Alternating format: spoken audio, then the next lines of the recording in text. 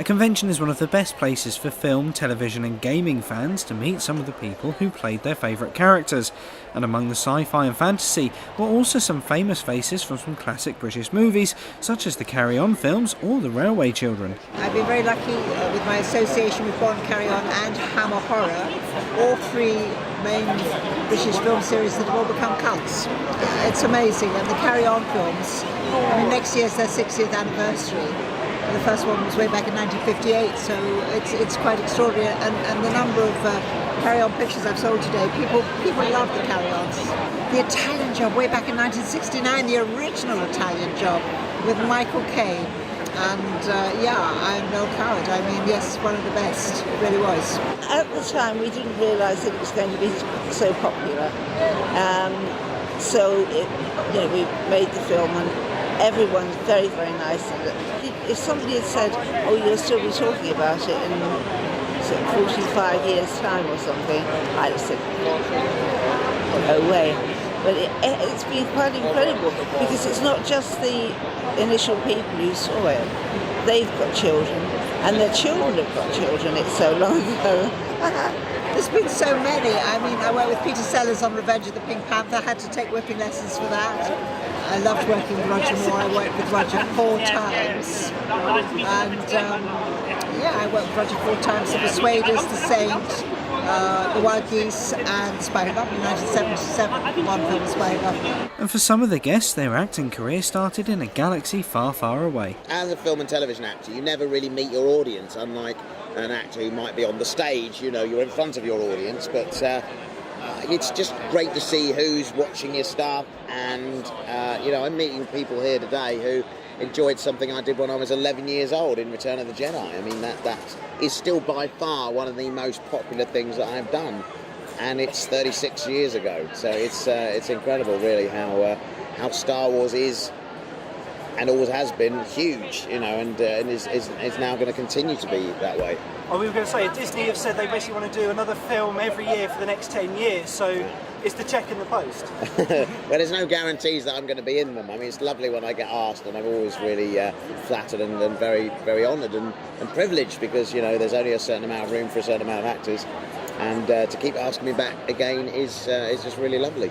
I think it's such a hard thing to describe to people who've never been to one, but the thing that I really noticed is the gentle nature of the atmosphere. So there's quite a lot of people that you meet are quite shy, really, and would be, you can imagine, could be bullied at school or be teased about their interests. And when they're here, they're completely unjudged by anyone, and it's an extraordinary atmosphere. So there are people in amazing costumes that are really kind of professionally done, but there are also people in quite sort of not so amazing, and they're still complete. No one judges them and goes, it's the nicest atmosphere of any environment I've ever been into in terms of basic human kindness and tolerance. It's extraordinary. If I could have brought one person entertainment, that's our job's done. And people here in the line today, they've enjoyed so many different things that I've done. Or Star Wars or Harry Potter or even The Leprechaun. Yes, there are some odd people here who enjoy those films. When we're making a TV series, you're kind of in isolation just within that group and the production team, and you don't really know what effect it has on the viewers until you come to something like this, and then you hear, and particularly with a show like Red Dwarf's been going on so long, 30 years now, that it's been a part of people's lives for a long time, so you do get that back. But it's also knackering, and at the end of the day I will lie down for a long time in a dark room.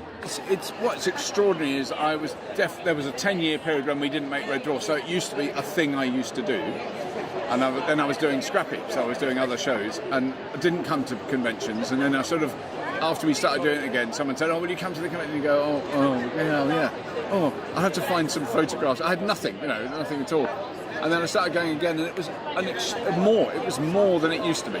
So we now get more people queuing up, and young people who weren't born, not only weren't born, whose mums and dads hadn't met when we started making it. In fact, whose mums and dads would have been at primary school when we started making it, So it is an extraordinary, there's a huge amount of the younger generation that are absolutely obsessed with it. The event is also an opportunity for some of the special guests to promote their latest projects. I do a tribute to the 6 Carry On members, Sid James, Charlie Hawtrey, Kenny Williams, Hattie, Joan and Barbara.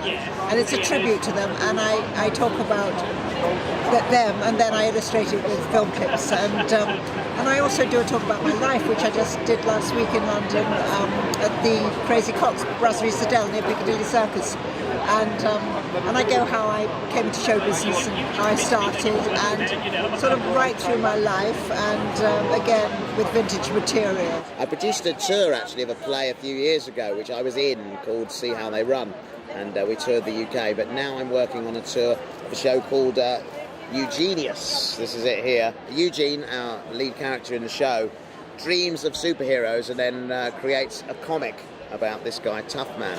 But unbeknown to him, elsewhere in the universe, the events he dreams about are actually transpiring. He wins a competition to make his comic into a movie, and then the two worlds collide, the intergalactic world and the world of Hollywood, in Hollywood, and it's just a brilliant, brilliant show, honestly. It will be playing at the Other Palace in London's Victoria from the 22nd of January till the 3rd of March. Tickets are selling quick, so if you want to see this very first run of the show, get in there now.